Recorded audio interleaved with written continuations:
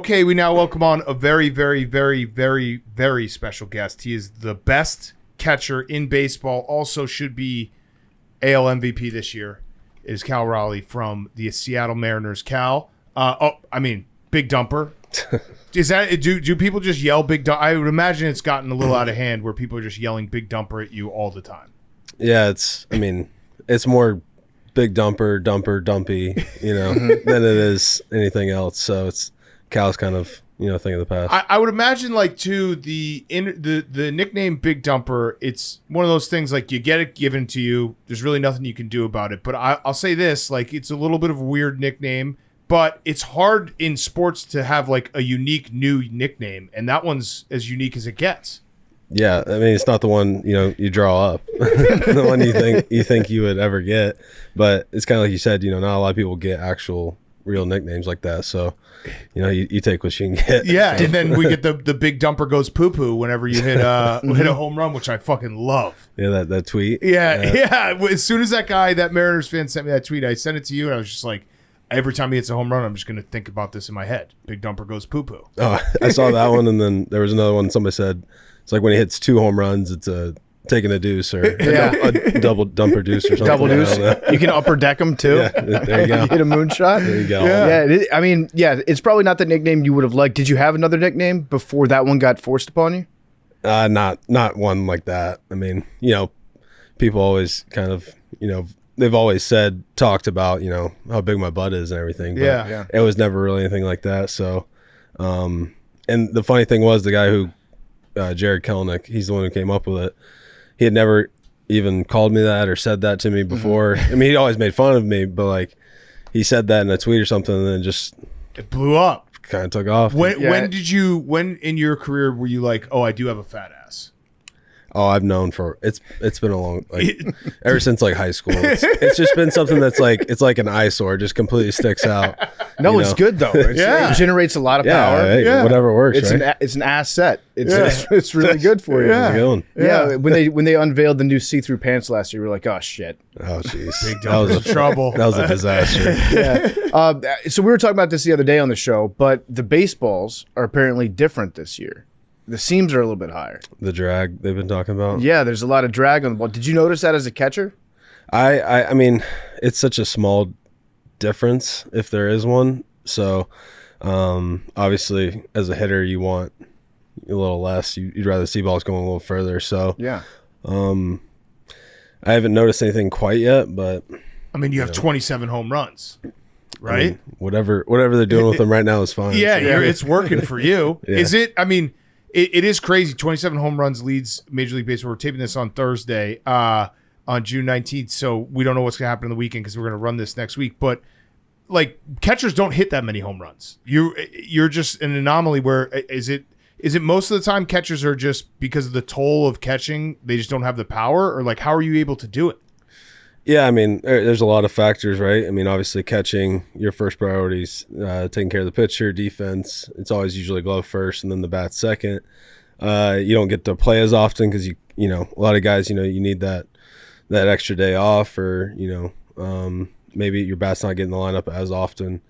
So it's just a very taxing position too on the body and the mind. So getting in every day is tough, and a lot of guys, like I said, it's a glove first position. Kind of anything up the middle, those guys usually have to focus a little more on defense. So, it can be tough sometimes. Yeah. Yeah. How much extra prep do you have to put in as a catcher that you look at, you see your teammates like a first baseman, right fielder, they show up, they know what their job is. They do, some advanced scouting, know where they need to play in position, but their job is show up, do pretty much the same thing that they normally do, step up to the plate and mash. And then you have to put in, I would imagine, a lot more time than them, where you're going over, any sort of scouting for all the batters, all that stuff. Like, how much more time do you spend as a catcher than an average player? Yeah, at least half my time's, put in to, worrying about, game calling, worrying about the pitchers, things like that, meetings. So a lot of things that don't, directly involve me. So, but that's just kind of how it is. And, you learn to kind of deal with it and kind of set your routine that way. So, usually the first day of series, they're a lot longer just because we got meetings. We got scouting reports, stuff like that we got to go over. So it's it can be a little time consuming at times. Yeah. Can I bring up a sore subject? Yeah. All right. So the playoff loss to the Houston Astros a few years ago, the 18-inning game. How bad did that suck as a catcher? A marathon. Yeah. I know. I think that was one of the first years they did the guy in second rule. Yeah. With guys starting second in extra innings, but in the playoffs they don't do that. So, and that was pre-pitch clock too. So it was that was such a long game. It was 2 games in one. It was a marathon. Started at like 1 and then it went all the way to 8 or something. It was like 6 and some change. So it was a really long game. But with the adrenaline, how high it was, you really at the time didn't have any. Afterwards I felt it, but with all the adrenaline being a playoff game and everything, didn't really feel it at the time. So I would imagine the morning after you wake up, just legs killing. it was a long day. Yeah. Do you just always feel like you just did your first squat, like exercise for like the first time in a month? Because like I would like, are your legs just always sore? I mean, it's just one of those things. It's like, when you build up all that tolerance, it's just, after a while, it just becomes normal. Yeah. You definitely notice though, like, after some day games, they can be a little more tired just because you're not getting as much rest. And sometimes you got the heat and the sun and things like that.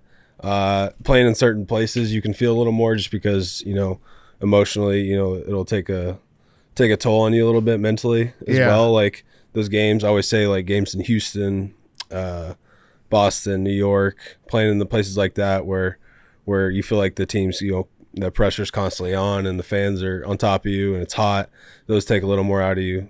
More so than some other places. How does it work with pitchers? Is it just like pitcher to pitcher? There's some pitchers that they're going to want to pitch their way and you're not really going to call the game much. And then there's some that like, hey, he's giving me the keys here. Like I'm calling it for him.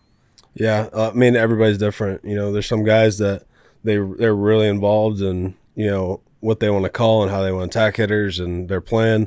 And there's some guys that are just like, I don't care. I'm throwing whatever you put down. Like you got it, take it. And, it is funny how different guys are. So they, like I said, a lot of the guys do, put a lot of trust in me, which, so I try to take a lot of pride in calling a game and doing the scouting. So, we also have a lot of young guys too. So kind of help them along and, learn the ropes, and some guys have done a really good job and kind of take ownership in that. So, what about an ephus? Are you going to call an ephus? George Kirby threw a knuckleball. Okay. A couple of years ago. Is that hard? Was it just impossible to catch, or? It was disgusting.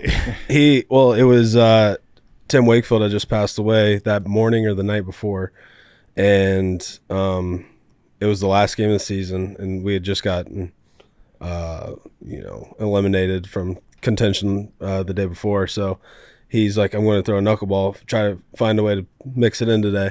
And he threw it Corey Seager, and it was, if you find the video, it's disgusting. It's on like Pitching Ninja, all that stuff. Like, it was. Why doesn't he throw it more? I don't know. He was on the shelf early this year. It might be a real pitch, Yeah. I don't know. Yeah. He got a whiff out of it. He swung and missed. That's huge. I almost missed it myself. So yeah, because I never. Is it like way harder to catch for a knuckleballer? I don't even know if I ever. That's the only real one I think I've ever caught in the game. So you're 1 for 1. You're perfect. 1 for 1. Yeah, statistically you're the best 1 in for the 1. history of Maybe baseball. we had a guy in the minor leagues. He maybe threw a couple. He was a big dude, like 6'8", like three bills. Like that's a funny. Let's get that guy in Major League Baseball. Yeah. JT Salter was his name. Okay, so let's get him called up. I remember the Red Sox when they had Wakefield pitching. They used to have Doug Mirabili as his like specific catcher. And one time, didn't they sign him? He was like he maybe retired or something, but they signed him, and then he had a police escort from Logan Airport to the game to get him there for first pitch in time. Yeah. It's like a different. I maybe you can tell me like what's different about catching a knuckleball. you just don't know what the ball's going to do, right? It's kind of the same way with like a fork ball. There's no consistent spin. There's no rhyme or reason of what the ball is going to do. So you just have no idea. So, at least on, curve balls, sliders, you know what the ball's generally going to do in that direction. But with that, the pitcher doesn't even really know what it's going to do. It could take off right, left, up, down, like you're really just playing goalie. Yeah. You're not really even like Logan Gilbert, one of our pitchers, he throws a splitter. It's more fork knuckleball type, but he calls it a splitter. And you just don't know. I can't. I'm more just like I said, trying to keep it in front than I am trying to catch it. Yeah. Have you ever forgotten what pitch a pitcher's about to throw as he's delivering it? Oh, good question. No. Sometimes in warm-ups, I'm not paying attention and they'll like give their little sign, like, with their glove, a little action. Yeah. And sometimes I get a little nervous and I'll kind of like bail out of the way. But it's been pretty rare. So that would happen to me all the time. I'd be like, I think this is a slider. Yeah. It's a little easier now with the pitch comm because they got, they're yelling in your ear. So Yeah. you can at least hear it. So I got a couple dumb questions. One of them is about pitch comm. Do you still paint your nails? No, I don't do that anymore. Do you miss that? I mean, I don't miss the painting of them because it would make a mess everywhere. But they did start making some like stickers. Okay. So that was a little easier on the nails rather than having to do whiteout on your nails. Do you miss though, like calling the game with the fingers and stuff? Kind of badass. Yeah, I mean, when you throw the one down for a fastball and it's just like, here it comes. It was a lot simpler. I don't miss because you obviously have to change up signs with runner and second because guys are stealing signs. It's part of the game. I don't miss doing that because it got really complicated. And guys, now with all the cameras in the league, guys would, all their scouts would have everybody sign. So they would know, all right, this guy comes in, he does second sign, shake to first, or this guy does, last sign, first sign. So guys would already know. So you'd be constantly having to change them and it would be taking too long between the games. So I don't miss that part with pitch comm, but with nobody on base, you don't really need the pitch comm. Yeah. Nobody's out there, so it's honestly quicker to do it with the fingers than I think the pitch comm. All right, another dumb question. Are there any umps that get like a little too close? Where you're like, oh, I got this guy tonight. He's going to be like literally riding my back. They want to get as close as they can. It's kind of like catchers. They want to get close so they can try to steal strikes. Same thing for umpires. They want to try to get as close as they can to see every pitch. And some guys, a lot of the older guys, they'll give you that kind of like pushback. So like, especially if a ball, it's coming their way, I'm set up a little bit this way and they're kind of exposed. They'll give me that like push in the back and you gotta remind them like, hey, you're pushing me. Like, oh, you're not trying to do it on purpose, but they get flinchy back there. Right. And then a little nervous. And then last dumb question about umps. You ever fart on an ump? I mean, yeah. I've logged too many innings to not. Has an ump ever noticed? To let one be like, slip. dude, what was that? Nobody's ever said anything. But I know. I mean, you know when they're thinking it. Yeah, it's like when you walk in a room and it's the same thing. I mean, I try not to make it a habit. Yeah, but you're in that position all the, you're compressing your body a lot. Sometimes some just squeaks out. Yeah. Yeah, I mean, you're squatted down for that long. Yeah. Bad pregame meal, Yeah, and you were telling me that you have a soft serve machine in the clubhouse in Seattle, and the nutritionist tried to take it away a couple of years ago, and you guys had like a mutiny. Yes, I think this was in 21, so it was my rookie year. So obviously, like I come up and think it's the coolest thing ever. Soft serve machine, just the whole room in general's got all the snacks you can think of, and it was right after it was post All-Star break. They tried to like sneak it out during the break. That way people wouldn't know. And like I said, you would have thought the world was ending. Wait, so everyone showed up and it just wasn't there? It wasn't there and people were pissed. Oh, man. And they made it a point, and like it didn't even take, I think it took 3 days to get it back. I love that. Clubhouse. And that's the one thing that'll never be taken out of there. Yeah. I think that's what happened with the Braves back when, you remember when the Mets had that late season collapse and the Braves kind of gradually overtook them in September? Yeah. I think they put the ice cream machine back in before that whole thing started. Yeah. It's just good vibes having an ice cream machine around. Everyone's happier at work. Nobody wants a fruit bar around. They want the right. They want the ice cream machine. They don't want. Yeah. I mean, keep people happy, Yeah, I have little things. I have a personal request on behalf of this podcast. Are you going to be in the home run derby? If they ask me, I think that'd be pretty fun. Okay. Right? I think you should be in the home run derby. We got a guy you got to take down. Who is it? Christian Yelich. Is he gonna be in it? He's flirting with it. We cannot let him go poo-poo. Yeah. That's a no-go for us. No. If he wins the home run derby, we have to eat each other's ass. That was the rule. Yeah, It's a long story. it's like a 7-year bet now. Yeah, it was a long time Has he ago. been in? No, he's never been in it. There was the 1 year where he was like geared up to do it and he hurt his back. So listen, we're simple. We could do the easy way. You could just beat him in the home run derby, or we do the hard way and you could just beat him with a baseball bat before the home run derby. Whichever one you want to do. I think it'd be more fun to at least make you guys a little nervous. Okay. I'll beat him in the derby. So. Yeah, I mean, you will. You're a much better home run hitter than Christian Yelich is. So yeah, Don't give him bulletin board material. I'm just saying. I'm trying to gas my man up. Yeah. I mean, you are. He's a good player though. Yeah, he's okay. He's all right. He's fine. He's kind of skinny though. He's fine. Are you okay with us saying that you should be the MVP? Because he's obviously going up against Judge, but I think the catching part of it is insane. Like you're catching so much. I mean, I know you DH a little, but it's nuts. Your glove and your what are you top? Are you top 2 in throwing guys out? Maybe. Let me look that up. I think you are. I think you're pretty elite at that. You're like the Shohei Ohtani of baseball. Yeah. It's crazy. Yeah. Wow. You I are. don't know about that. Yeah. Oh yeah. No, leads catchers in stealing 8 or yeah. So you've only given up 8 stolen bases. There might be more than that. Really? It feels like more. Okay. My pitchers would probably argue with me, but Does that when you give up a stolen base, is that demoralizing? You're like, fuck. no. I mean, a lot of that's That's the pitcher's fault. yeah, they don't, they're not quick to the plate, you Yeah. know, and it seems to be a tale as old as time. Pitchers not remembering that somebody else is on the base and they just let them take off. Yeah. You can't really do much about it back there. So Yeah. we try to limit them, but some guys take their time. Okay. How many stolen bases do you have this season? I got 8. That's pretty good. I know. I think as dumper. long as you can steal more bases than guys steal on you, that's a plus season, right? I just I took our manager had the record for a catcher in the season for the Mariners, Yeah. and I just broke it the other day. Oh, so hell yes. So we're on I told him I was pace. gonna take the bag and hold up like Ricky. Yeah, Ricky Anderson. Wait, do you have the green light? Sometimes So that's not. You do not have the green light. it's more like a yellow light. It's like Yeah. How many times have you been caught? 2. Okay. 8 for 10 right now. And that's got to be that's a bummer when you come back to the dugout. yeah, because it's like you shouldn't have been stealing there. Yeah. You're a slow guy. So. If it's like somebody fast like Julio or something, it's like Yeah. it happens. Yeah, go ahead. Yeah. Me, yeah, it's fine. like you might need to shut it down for a while. Yeah. Yeah, no, I'd like to see you run more. Do you pay attention to the on pace stats? I don't think so. Like if you hit, obviously you're at 27 right now. Do you ever look that up online and be like, what am I on pace for this season? Oh, I would be interested in my stolen bases for sure. Let's see, that'd probably be, I would imagine, right around like 15, right? Yeah, 16.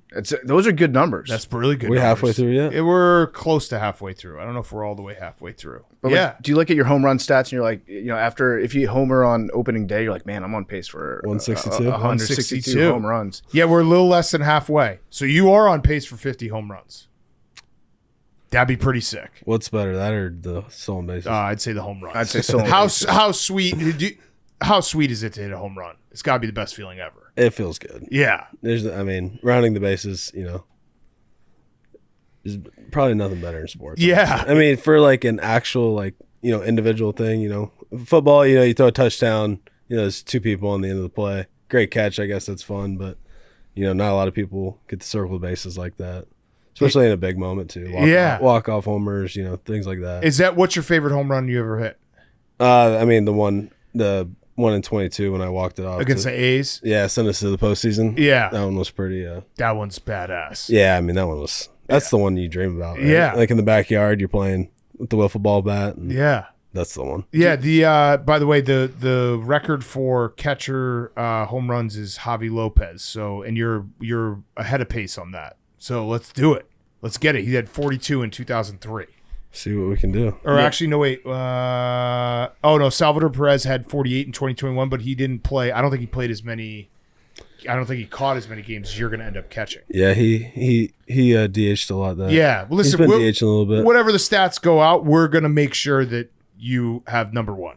We'll fine tune it. We can really kind of massage the stats for you. Finagle a little. Yeah, we got you. We do a fantasy league every year. It's called Dingers Only. So Yeah. only home runs count in our fantasy league. I think that you might go in the top 10. I had Probably you 2 top years 5. ago, Yeah? kind of before you were like a big name, and it saved my season. Do you by position? It's it's the simplest fantasy league you could ever create. It's just everyone has 9 players, and it's just the only stat is home runs. It's pretty easy. Yeah, Pretty and fun. we also started halfway through the season, which that doesn't really make sense.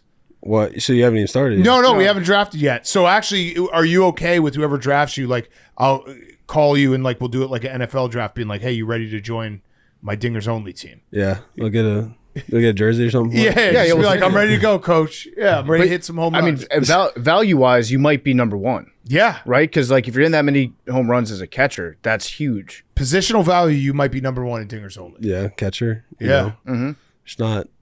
It's not a home run position, so. Yeah. I have a question about the art of catching and framing pitches. Okay. Is there, like, a limit to how far out of the strike zone a pitch will be that you'll try to frame? Or will you try to frame everything? There's a limit, right? I mean, something ridiculous, you can't. But I mean, I don't know. You're trying to steal strikes, so like borderline, pitches that look somewhat good to your eye. Like, yeah, you're gonna frame it, and then, I mean, there are some, where it's just like, all right, no need for that. We can't make this one work. Yeah, you gotta respect the game a little bit. Is there a frame job that you're most proud of? I don't know. One off the top of my head, I don't think so. I mean, it's gotten a lot smaller. I mean, I don't know if you guys read that article that came out about the buffer zone with the umpires. They basically there was a 2-inch buffer zone that shrunk down to like 0.7. Oh shit. 5 inches of a buffer zone. So umpires this year have been calling a lot more balls just because they're going to get docked basically because they're getting. Yeah, just like we are as players, they're getting graded out and see how well they do in their performance. And so they've been a lot more tighter this year with that being introduced. So that's kind of been the thing this year. How do we feel about the robot umps? I'm out. Yeah. I'm out on robot umps. We agree. Yeah, I mean, podcast. I mean, don't you want to keep a little bit of the baseball in it, Yeah. Like a little bit of like, you want to see managers and, guys getting ejected. Like that's part of the game. So yeah. And they've taken away with replay. There's no more, it's not a lot of arguing going on besides at home plate. And if you take that away, it's like there's not, you need a little bit of excitement in the game. You want to see guys throwing rosin bags and the whole thing, the right? slow little trot that the manager does when he goes out, like the short little steps, but he's moving his arms like he's running. Right. And then he's like collecting his thoughts and he gets to home plate and just explodes on the ump. That's part of the beauty of the game of baseball. And it also, like, our take is simple that if you took away all refs and umps from all sports, you're basically eliminating like 50% of conversations guys can have with each other. Like, like if your team loses, you have to be able to blame a human being, Yeah, you want to, be like, oh, that robot. Get pissed at that umpire. You want to at least blame somebody. Yeah, right. Yeah. So, I mean, there's the human element of it. So, I mean, it's not a bunch of robots out there playing. You don't want a bunch of robots umpiring. Yeah. I don't even know where the system's at yet. I mean, if it's off by a little bit, if it's not, if it's perfect, and like too is like, you're going to get everybody's size right. Like, is his zone going to change? Aaron Judge versus Jose Altuve. Like, it's a lot. Get the robots out. Have you ever had to stop a guy from charging the mound? No, I mean, I've had to step in between. Do you have a move? Are you like in your head, like kind of like I think like, oh man, if someone's gonna hijack this plane, I'm gonna be such a badass. Do you have that going through your head? Like, man, if this guy steps towards my pitcher, I'm gonna be such a badass here. I've always said that I'm gonna try to tackle him from behind. Yeah, just because like obviously he's gonna be going, but I don't know if I'll be able to make it in time. Dude, honestly, what you should do, and I don't know why catchers don't do this, like just let him like kind of run and just trip him. That would be so, like, how embarrassing is that if you get, if you just throw your foot and like the guy you can't get up from a trip and still be as mad because you're now just embarrassed about falling on your face. Yeah, I don't know what his next move would be. Would he continue to go? Do I trip him again? Then have your pitcher ready to trip him back. Do I just tackle him? Do I sit on him? Yeah, sit on him. Yeah. I don't know. I've always imagined in my head I would just try to tackle him before he gets there, but think about the trip. What you do is, you wait for him to run, and then when the back leg goes out, you just kick that leg to the side, and then it hits their other leg. That's as embarrassing as embarrassing gets. They might even just laugh. They might even realize how silly this whole thing is and be like, "Yeah, it's pretty funny." I don't know if they'd be laughing. Yeah. They get double embarrassed. Yeah. Do you talk to the guys in the batter's box? Yeah, some guys are real chatty in there. Really? Some like guys pitch to pitch or just when they oh, really? Pitch to pitch, yeah. What are they talking about? Depending on the day, Some guys, like I said, real chirpy, real funny in the box, like to, either make fun of themselves or, talk about what pitch they think's coming next or and some guys, it's once they say hey, they don't say anything else again. It's focused, kind of locked in. Nathaniel Lowe for the Nationals. He's one. He loves the chirp, loves the chat. And every single time he comes up, he's like, all right, you know where I like it. I say, all right, here it comes, right in the middle. Yeah, are you allowed to talk when they're about to swing? Oh, yeah. Do you it's do free that? game. Yeah, I mean, some people will be talking as the guy's coming in his windup and everything, and I'm just like, all right, if you want to chat, we'll chat. Do you have get in your head? Is it like game respect game when another catcher steps up? You guys had like share professional courtesy? Yeah, I mean, I think it's pretty much across the league now. Everybody, it's just known you say hey to both the ump and the catcher now. So I think some younger guys don't, just because they don't know when they come up. Rookies, they're just like quiet and they keep their head down and they don't want to, which is a good thing. But yeah, it's pretty much common courtesy now. A lot of guys will like tap the. Yeah, give you a little love tap. Remember Brandon Phillips did that to Yadi and they got in the fight. Yeah. So, yeah, some guys, it just depends on the guy. So you're growing up, your dad was a coach. Mm-hmm. Did he coach you throughout like all your little league? Because he was a real coach. Like he coached college, Yeah, right? he was a college coach. So did he coach you any of your teams or no? No, he didn't. He was always coaching college. So, Yeah.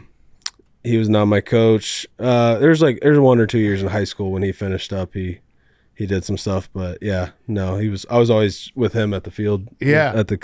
That's practices. The perfect coach's son, because he's not coaching your actual team, so people can't be like, this guy's just getting preferential treatment, but he also is coaching you the other times. Not the shortstop hitting third. Yeah, right, exactly. Yeah, like, is this guy good or is he just the coach's son? So you had it made. There's a lot of those. Yeah. Especially nowadays, there's like five coaches on the team, and all their kids are hitting first five in the order. It's like, come on now. All playing infield. Yeah. So you won the Platinum Glove Award. That's pretty cool. Yeah. And that's when you got your gold. Did you get the Gold Glove first or the Platinum Glove? Gold and then platinum. Did you think that there was a chance you could get platinum last year? I mean, no, not. I mean, I was just happy to win the gold, right? And then they announced that at the award, at the banquet. So I didn't think I was going to win that, and wasn't in my mind, and it was kind of a cool little thing I didn't know I could do. Honestly. Yeah. Do you keep them in the same place in your house? They are in my locker right now. Oh. Yeah, they were presented to me this year. So they presented to me at like one of the first games of the year. So right now they're in the top of my locker. I gotta find out where we're. That's kind of a flex. I kind of like that. Yeah. So when the reporters come in, they see it. Well, it isn't top. It's not. Oh, you got to get it visible. Yeah. Just let them know, like, this is who you're talking to. I think it's a little bit cooler that you have them where nobody can see them. It's like, they're just in a box up there. Yeah. They're in. Wait, so they're not even displayed. They're not even displayed. They're in a box. They're just sitting in a box right now. Yeah, I would put the platinum in my foyer to my house. Like the first thing that somebody sees when they walk in. In like the plastic case. Yeah, that's the platinum glove. I'm the best in the world. Yeah. Where'd you put the gold? Probably in the bathroom. Right. Yeah. Like if you got the platinum, you don't want anybody to see the gold because it's a major downgrade. It's like disappointing to see the gold. And you can't live up to it anymore. Yeah. Yeah. When you played at Florida State, you guys went to Omaha. Did Jameis Winston ever give you guys a pop-up speech?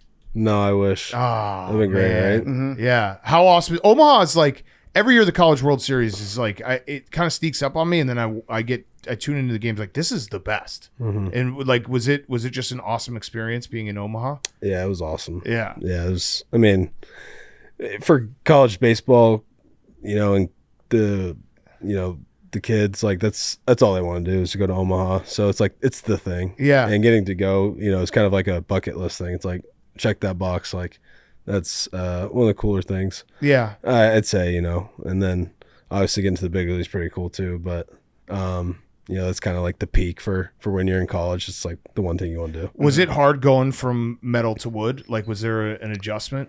Not really. Really? No. I mean, I actually kind of liked it better because when you got to pro ball, you get to pick. Yeah, there were so many different things you could do to your bat. You could modify it. You could pick top heavy, like versus like college. It's basically like, here's the metal bat that you get. There's no changing it. You get what you get. So I thought it was kind of cool. Yeah. What's your bat like now? I'm actually I'm a torpedo guy. Oh, you are? Oh, you are? I'm a torpedo guy. So what's the difference? So you've been cheating. Yeah. What's Yeah. the difference? Like, wait, the first time you swung it, could you immediately tell? Like, yeah, this is gonna be my baby. No, it was. I mean, really, for any baseball guy, it's they pick it up one time, they use it, and it works, and they're like, oh, this is what I'm going to use. So Raleigh sent me a couple of torpedoes, and I picked it up one game against the Rangers, like third at bat. I think I struck out or something the first 2 at bats. Picked it up, hit a home run, never went back. So it just looks funky, you see the end, how it tapers off, and but no, I mean it feels kind of normal. You don't really feel the difference, but just looking at it, you're like, that's kind of weird. Yeah. Is there a certain player as a catcher where their like ball on bat just sounds totally different than everyone else? Yeah, there's some guys that with the bat speed. I mean, Ohtani. You could it just sounds like a completely different. Yeah, sport it's like almost. when he swings, it sounds like an airplane's taking off. Jesus. Yeah, with the bat speed. There's a few guys. Jorge Soler. He hit that big home run a couple of years ago with the Braves. Yeah, in the World Series. Yeah, he swings the bat extremely hard. You're actually a little nervous back there with how hard he's swinging. Yeah, because it's just like, I mean, if he connects, there's no getting the ball back. Yeah, yeah. It's scary. I'd say Bryce Harper had that as well. That kind of different sound, different swing. Judge is just so big and so strong that he can mishit it and still. Yeah, it's crazy. He still goes out. He's a different animal. It actually is like, it's actually cheating how tall he is. He should not be eligible for MVP. He's a beast. Yeah, but you're the MVP. He's different. And just so we're clear, if Aaron Judge ever comes on this show, we will tell him he's the MVP and Cal Raleigh is actually cheating because he's DHing. No, I'm going to say and using torpedo bats. I'm going to say that Aaron Judge, by being on the Yankees, they use torpedo bats, so he's technically a cheater. He gets better pitches to hit. We're Cal Raleigh guys. Yeah. That was nice when the torpedo bat story broke because everybody was like, the Yankees are all cheating. And you're just like, oh, I hope nobody mentions me. And then everyone forgot about it. Yeah. No, nobody cares about Seattle. They're It's too far away. It's a good sports town, though, right? I love it. Yeah. It's awesome. The only thing I would say is like it would be nice if you played in a more of a hitter's ballpark. Yeah, not a great hitter's ballpark. Yeah, that and the East Coast. You just don't get as much love out in Seattle. So it's nice when people notice. The West Coast team and the stadium's awesome. Yeah. Oh, it's great. The fans are awesome. It's a great sports city, like we were talking about. Mm-hmm. All the teams, they show up really well. Like I said, pretty much, when they're there, it's packed house. So it's fun to play in. This might be a dumb question, but one thing that I love about Seattle and the ballpark, especially, great food in the ballpark out there. Mm-hmm. As a player, do you ever get to eat the ballpark food? No, not really. I mean, I guess you can have people bring you stuff like clubbies and stuff if you really want to try something. Yeah, like they had a calzone a couple of years ago, like playing. So they brought me a few and I tried them. Oh hell yeah! They got a bunch of different food though. I mean, they got crickets out there too. Yeah, they do. The crickets and they're always introducing. They got the little dumplings. I like that. They got little dumplings this year or something. They should make a big dumper sundae, just a giant chocolate sundae. I could get behind that. Yeah. The Big Dumper is such a great nickname. It's fucking awesome. It is. I mean, I read that your parents don't exactly love it. I mean, yeah. I don't think your mom would like blame her. Big dumper. Like, it's your genes. You gave me the Big Dumper. I know. So I don't think, like I said, I don't think that's what comes to mind when mom's thinking of our little boy Cal. He's the Big Dumper. my little baby, Big Dumper. He poo-pooed all over that ball. Poo-pooed twice tonight. He's 28 years old, called the Big Dumper. Yeah. Do you pay a lot of attention to, like you were talking about bat speed earlier? As a catcher, do you pay a lot of attention to like all the metrics from all the players, or are you just like, I can't analyze things that much? No, you don't want to get too deep in the weeds. It's like, you can really get in depth now with all the analytics and all the stats and everything that's out there. But at the end of the day, you're still playing baseball, and you gotta keep it simple like that sometimes. Yeah. What about as a hitter? Do you pay attention to like how far in front of the ball you're hitting, angle, bat speed, all that stuff? Not really. Not unless something is really glaring and like, something has changed just because it's such a long season, your body can change your stance, like, oh, hey, like this is, you were this far open earlier in the year and now you've closed yourself off, or vice versa, like things like that. Like, and usually that'll be a gradual thing over time. And so like some people will, it's more of like a coach's job to bring that to you, be like, hey, like this is where you're at. Yeah. You know, you've fallen off a little bit. Let's get you back to this. To what you were doing. So how fast can you throw? Because catchers don't get enough credit for being able to throw really fucking fast. I don't think my arm's ever been my calling card. I mean, you're throwing guys out. That's just your pop? Yeah, I'd say my transfers are decently quick. I got pretty good footwork, so it kind of makes up for my arm. I was a submarine guy. I was like a Oh, really? Yeah, in high school I was throwing sidearm. How fast were you throwing? Oh, like 70 poo. Yeah, I was just throwing strikes in there. So yeah, I was like just doing that, and then catching came calling. So yeah. Have you ever called a really embarrassing pitch out and the guy's not stealing at all? Yeah, but I wouldn't say it's too embarrassing. It's not one of those things. Yeah. There's definitely a lot more embarrassing things that can happen. What's the most embarrassing thing that could happen? One time I threw, well, I guess there was one time the guy didn't steal and I still threw it a second. I thought he took off. It was like a fake steal, and I was kind of blocked by the lefty. And I threw it, and nobody was there. So I just went into the outfield. Nope, he didn't advance, luckily. And then another time in college, I threw down, kind of slipped a little bit, my front foot, and then hit the pitcher right in the ass. Oh. Yeah. And he was squatted down too, so it wasn't even close. Yeah. I was like, it didn't hit him in the head. You saw the other day. Yeah, Yes. that's crazy. Hit him in the head, but yeah, hit this guy right in the butt. So that was kind of embarrassing. What about if you're throwing a third base? It's a right-handed batter. You ever come close to hitting a guy? Yeah. Sometimes it looks like it gets pretty close. Yeah, I've hit the bat.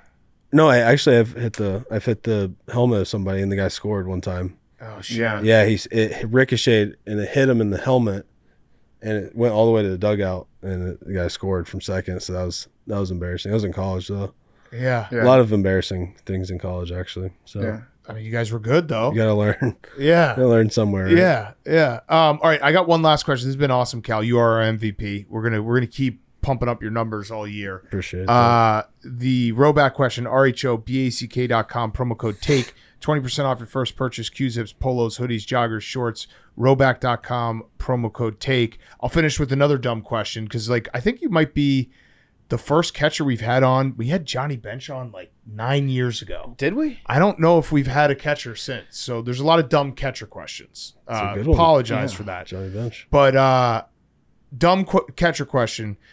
I know that like if you're in the dugout and you're putting on your gear and then you have to take it off, it means that obviously there's been some hits that you didn't expect. But is there a small part of you like, this is bullshit, I gotta take it all off again? Yeah, I mean you kind of like learn like when to take it off and when to put it on. Yeah. So, do you have someone who puts it on for you? no. Oh, you should get someone to do the the legs at least. like a NASCAR, like Yeah. the crew pit or whatever. Yeah. But I would imagine it would suck if you put it all on, take it all off, and then end the inning in the on deck circle. Yeah. Well, Sometimes you keep on the legs in the on deck circle. no. So that's not a pro ball thing. I learned that real quick. Oh, It's one of those like things that nobody tells you before, and then you go do it, and then they yell at you, or they're like, "You look stupid out there with your shin guards on," and then it's just one of those things that you do it all through your whole life, right? Right. The catchers, you're like on deck, and then you take them off, and then you get the pro ball, and you do that, and everybody's like, "You look like an idiot. Like, take those off." No, you got to get ready to hit. So yeah, sometimes I'll look stupid in dugout though. Like I'll take one off, be like, I'm like halfway in, halfway out, just in case, because you don't want to take it all off, or yeah, just being lazy. Yeah, right? but you can never just relax in the dugout, huh? Yeah, you're constantly doing something. Yeah. Talking to the pitcher, pitching coach, getting ready to hit. Especially now with the pitch clock has made everything so fast. Yeah, do you like it as a catcher? It's nice for the in-game stuff because like things are going and like, you know, those 4 or 5 hour games are not happening anymore. They don't exist. Yeah, people are, you know, it was getting really long with all the pitching changes and now with all the, you know, advanced stuff that people have. So it was getting a little long, but there's not a lot of time in the dugout. It's like I don't got time to, you know, go grab water, just dilly around. It's like you got you gotta get ready. Right, right. So it's almost too quick sometimes, especially if you're leading off. I gotta take it off, get ready, put everything on. You know, you gotta have all the you got Evo shields now.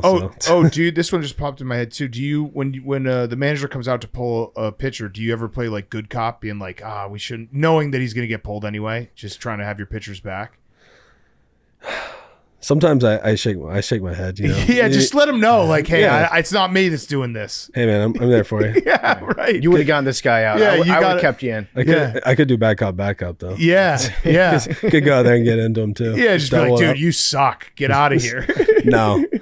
Sometimes, you know, you got to give him that little affirmation. Hey, man, I wouldn't have done that. Yeah. You just start saying that all the time. I do like the idea, though, you having a NASCAR team, not just one guy, but like 4 guys that just roll up behind you, put all your shit on in like 5 seconds. It should be the starters that aren't. So you have 5 starters in rotation, so it should be the other 4. Yeah. Yeah, strap me up, boys. Yeah. Let's go. How awesome is DHing, though, when you have a day where you can just chill and just hit? It's almost too chill sometimes. Really? Yeah, it's like, well, as a catcher, you're in every single play. You're doing the most. You know. Yeah, the ball. Yeah, you're touching the ball every single play. You're always involved. Your mind's always going. And then you get to DH, and you're like, I don't know what to do with myself. Right. And like you're talking to guys that you normally wouldn't talk to in the dugout, like during the game, or you're eating snacks. You don't know what to really do with yourself, so you're just sitting there and kind of just twiddling your thumbs sometimes. Yeah. So almost in a reverse way, it could be. Some guys have trouble DHing because they don't know what to do themselves. They get bored. Yeah, I mean, some guys, it's been a thing in the past. Like, I need to play the field, but being a catcher, you have to have a few DHs. Yeah. So I got one last maybe dumb question. I know that catchers don't always catch the first pitches that get thrown out, but I imagine that you've caught a lot of them. Is there one guy that has the best first pitch? I mean, Ichiro, right? He threw I think he hit like 91 a couple years ago. That's awesome. Right down the middle. I mean, his first pitch is elite. I mean, that's a good one. So. Yeah. Did he tell you like, hey, I'm going to throw this one? Yeah. No, I think he kind of plays it close to the chest. Yeah. He doesn't. He's pretty. He likes staying a little quiet. Would you be down for our dumb baseball rule where the first pitch should count? You want to get a batter in there? Yeah. Oh yeah. So it's like, all right, you want to bring out 50 Cent to throw first pitch? It's going to count. What about you're gonna need an L screen out there for somebody though? No. If you throw a first pitch, Yeah. you can get hit right back to you. Oh boy. It sounds like you're not ready for that, but it would be sick. Like, imagine if like in the playoffs they're like, yeah, we're bringing out this guy for a first pitch, like a legend, and he can still throw it. Nolan Ryan. Yeah, right. That'd be kind of cool. Yeah, right. Just suit him up. Right. He threw out a really good one a couple years ago. Yeah. 50 Cent would actually be not the worst option. No. Because he's going to throw a ball. Right. And who cares? There's You nobody on base. you wouldn't want somebody throwing a meatball in there. Yeah. Yeah. Think about it. Pretty fun. Randy Johnson. Get You him back could out do, there. who the Mets have? Grimace? Yeah. Grimace out there. Yeah, Grimace throwing the first pitch. That'd be sick. Oh, I just thought of one more question about catching. Is there a baseball field that is actually like a ballpark that is the easiest and then the hardest to catch in based on what's beyond the pitcher, what's out in center field?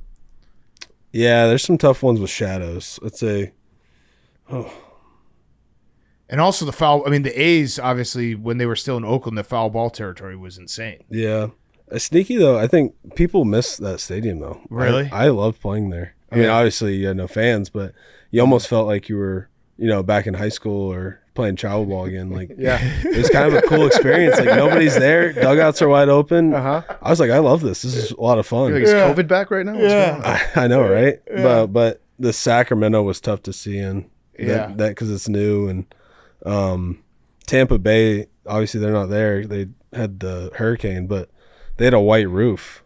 So, like, any pop flies that go up, I'm like, what? Who designed this? Why would this ever be a thing? Yeah. So I never really understood that. But yeah, any place with like shadows, when you get those like 4:00 games, and now all the stadiums, they're really tall and they got shadows that go through. Guys hate 4:00 games. Yeah. And like with TV, sometimes TV takes precedent and it kind of runs everything. So you get those, they're going to be tough days to hit and tough days to see as a catcher. Yeah. All right. Well, Cal, thank you. Big dumper. Appreciate you stopping by, man. This was a lot of fun, and we're rooting for you the rest of the year. Thanks, guys. Appreciate it. MVP.